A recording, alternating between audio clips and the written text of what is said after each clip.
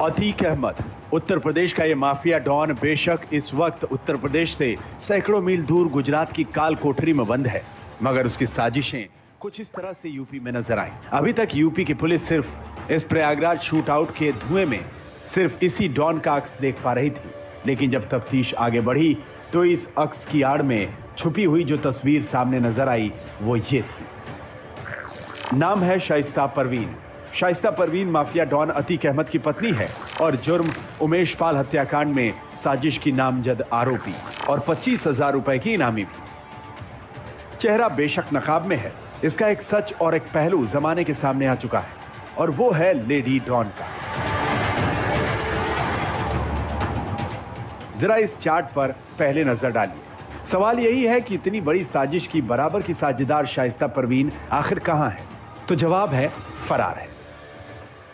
साजिशों और तफ्तीशों की गवाही से साफ हो जाता है कि हत्याकांड के इस खेल में शाइस्ता परवीन का रोल एकदम जुदा था और वो भी गारंटी वाला।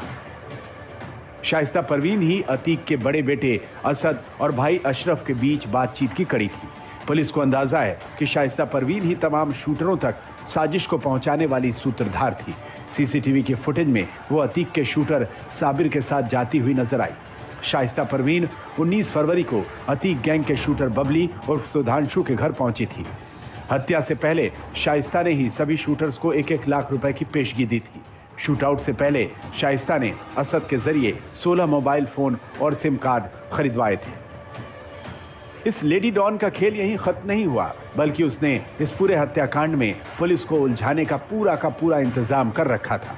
सबसे पहले उसने अपने 2 नाबालिग बेटों के लापता होने की खबर को खुलेआम करवा दिया और कोर्ट में अर्जी लगाकर लापता हो गई।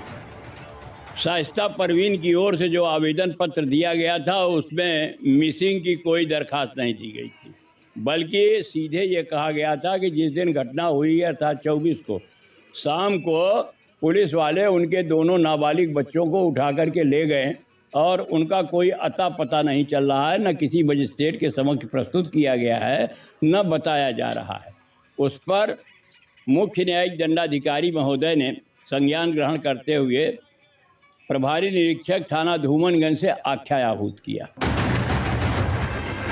शाइस्ता परवीन 24 फरवरी को हुए हत्याकांड के बाद एकदम से लापता नहीं हुई, बल्कि पूरा स्वांग करने के बाद जब पुलिस का एक्शन एकदम से तेज हुआ तो वो अंडरग्राउंड हो गई।